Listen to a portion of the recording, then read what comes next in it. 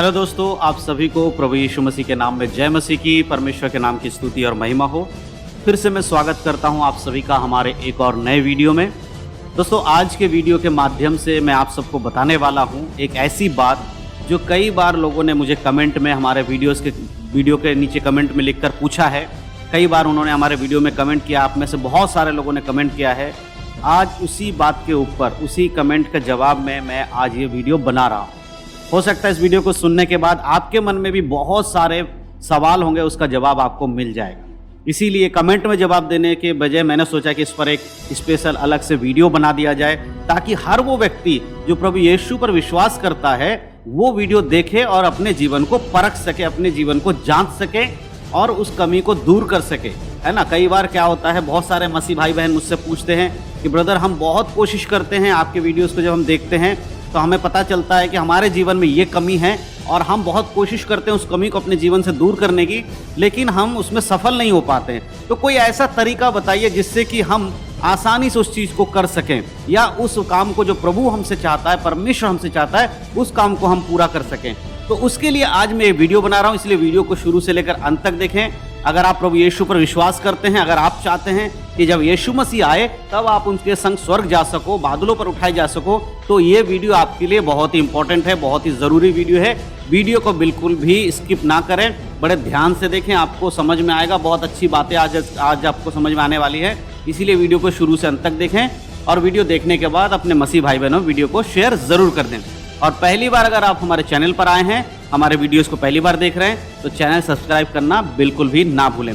तो चलिए देर नहीं करते हुए आज के वीडियो को शुरू करते हैं। तो दोस्तों, जैसे कि मैंने पहले ही बता दिया है कि आज हम जो बात करने वाले हैं, आप लोगों के द्वारा पूछे गए सवाल के ऊपर एक वीडियो बना रहा हूं, जो कि बहुत सारे लोगों ने मुझसे सवाल पूछे थे मेरे वीडियोस को देखने के बाद। उन्होंने कहा था कि ब्रदर, आपने वीडियो में बताया है कि व्यभिचार नहीं करना है, व्यभिचार से भागना है, व्यभिचार से भागना है। तो हम भी आपसे ये पूछना चाहते हैं, किस तरह हम परमेश्वर के वचन पे चले, व्यभिचार से दूर जा सके। हम बहुत बार कोशिश करते हैं, लेकिन जाने अनजाने में गलतियां हो जाती हैं। तो कैसे हम अपने जीवन को पवित्र चला सकते हैं, इस विषय में जब आपने पूछा तो मैंने सोचा आज आपको एक वचन के द्वारा मैं समझाना चाहता हूं। और आज अगर नीति वचन के पुस्तक और उसके नीति वचन में अगर हम आते हैं 5 अध्याय, वहां पर व्यभिचार के विषय में चेतावनी दी गई है। वहां इस प्रकार लिखा है, हे मेरे पुत्र, मेरी बुद्धि की बातों पर ध्यान दे, मेरी समझ की ओर कान लगा। परमेश्वर का वचन कहता है परमेश्वर की बुद्धि की ओर ध्यान देना है,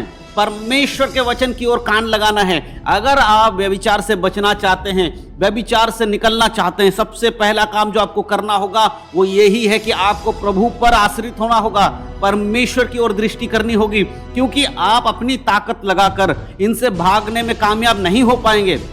आप थोड़ी देर के लिए, थोड़े समय के लिए तो दूर हो सकते हैं, लेकिन फिर से आप इसी पाप पे लिप्त हो जाएंगे। मेरे प्रियो, अगर आप प्रभु पे आश्रित हैं, एक व्यक्ति के बारे में मैं आपको बताना चाहता हूँ। यूसुफ के बारे में आप सब लोग जानते हैं, याकूब का बेटा जो यूसुफ था, उसके बारे में हम लोग सब जानते हैं। बाइबल में हमने पढ़ा है कि किस प्रकार वो प्रभु के दर्शन के अनुसार जीवन जीता था, कैसे वो परमेश्वर पर विश्वास करता था, हर समय प्रभु की ओर आश्रित रखता, अपने आंखों को रखता था।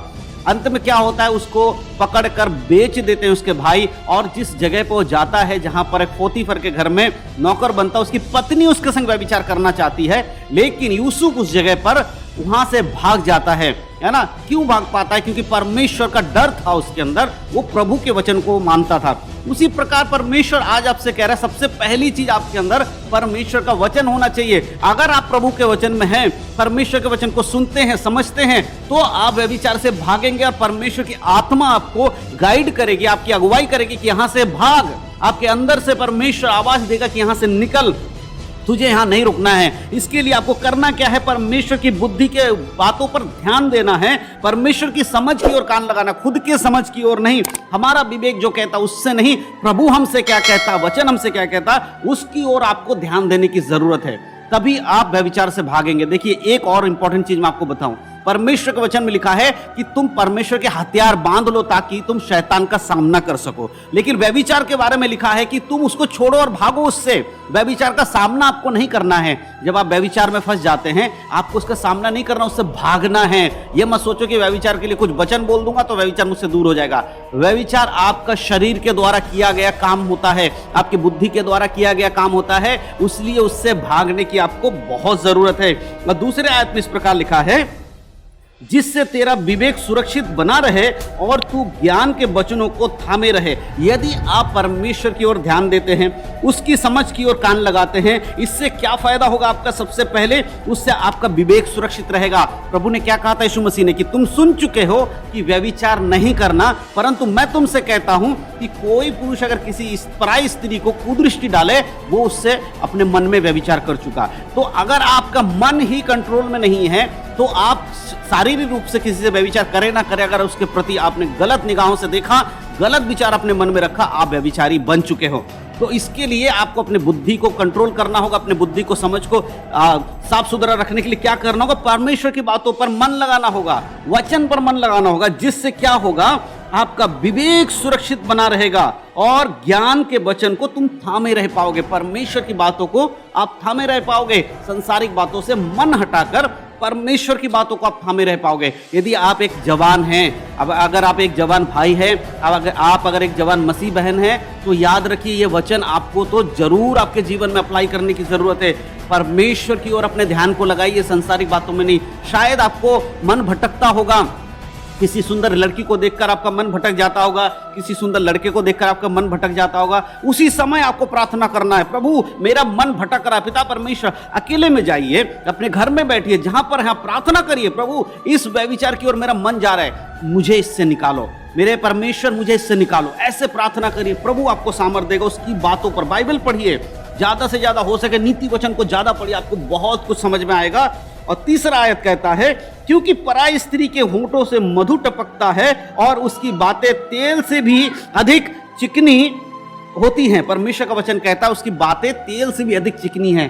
किसी के बहकावे में ना आए, चाहे वो भाई हो चाहे वो बहन हो। याद रखिए कि आपको किसी के बहकावे में नहीं आता। ये मत सोचिए बहुत सुंदर बातें करता है वो, बहुत सुंदर वो बोलती है, इस प्रकार से उसकी ओर मोहित नहीं होना है। आपको समझना है कि परमेश्वर ने आपके लिए एक उत्तम जीवन साथी पहले से ही रखा है। सही समय आने पर आपको वो दिया जाएगा। उसके लिए आप प्रार्थना करिए, हर दिन आप प्रार्थना करिए। जो भी मेरे मसीह भाई बहन जो शादीशुदा नहीं है, जिनकी शादी होने वाली, मैं आपसे कहना चाहता हूं, आप लोग अपने जीवन साथी के लिए प्रार्थना करें, प्रभु के पास आए, घुटने टेके, अकेले में बैठे आप परमेश्वर से प्रार्थना करें, प्रभु जैसा आप मेरे लिए जीवन साथी चाहते हैं उस प्रकार का जीवन साथी मिले। कोई ऐसी बात मेरे जीवन में ना आए जो आपके वचन के विरोध में हो, ऐसी कोई जीवन साथी मुझे ना मिले जो आपकी इच्छा के विरोध में हो। परमेश्वर के सामने अपने विषय को रखिए और प्रार्थना करिए। खुद जाकर अपने लिए अपनी हड्डी मत ढूंढिए, ठीक है भाइयों, खुद जाकर अपने लिए अपनी हड्डी मत ढूंढिए, खुद जाकर बहन लोग अपने जीवन साथी मत ढूंढिए। हर आदम के लिए परमेश्वर ने एक हव्वा रखा है, हर हव्वा के लिए परमेश्वर ने एक आदम रखा है। इसीलिए प्रार्थना करें कि परमेश्वर उचित समय आने पर वो आपको दे दे, ठीक है। इसलिए परमेश्वर कहता है कि तू क्या कर, हाँ मेरी बातों पर अपना ध्यान लगा, मेरी ओर अपने कानों को लगा और मैं तुझे इन सारी बातों से निकालूंगा। प्रभु आज व्यभिचार के प्रति चेतावनी आपको दे रहा है। अगर आप आज भी व्यभिचार में जीवन जी रहे हैं तो ये वीडियो देखने के बाद आप अपने जीवन को परखिएगा और उसके बाद वचन के अनुसार चलने की कोशिश करिएगा। प्रभु की ओर ध्यान लगाइएगा, संसार की बातों की ओर ध्यान मत लगाइए। संसार में तो लोग आपको सांत्वना दे सकते हैं, आपको थोड़ी बातों में कहेंगे ऐसा मत करो वैसा करो, लेकिन प्रभु आपको पूरी रीति से व्यभिचार से दूर करेगा। उसका वचन अगर आपके अंदर है तो शैतान भी आपको बहका नहीं पाएगा, क्योंकि वचन की कमी के कारण परमेश्वर कहता मेरे लोग वचन के ज्ञान की कमी के कारण नाश हो जाते हैं। आज आपके जीवन में अगर व्यभिचार प्रभुता कर रहा है तो याद रखिए कि आपके जीवन में परमेश्वर के वचन की कमी है। वचन नहीं होने के कारण व्यभिचार आप पर प्रभुता कर रहा है और ये बहुत ही भयानक है, क्योंकि व्यभिचार मन से सोचने पर भी हो जाएगा।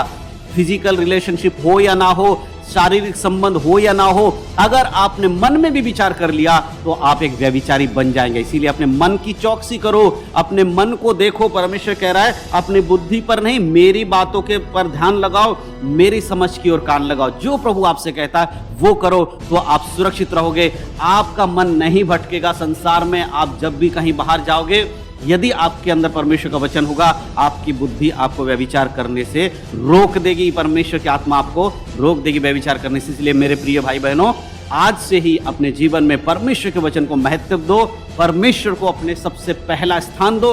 प्रभु आपको संभालेगा, प्रभु आपके बुद्धि को सुरक्षित रखेगा। व्यभिचार से बचना है तो परमेश्वर के वचन के अनुसार जीवन जीना शुरू कर दो।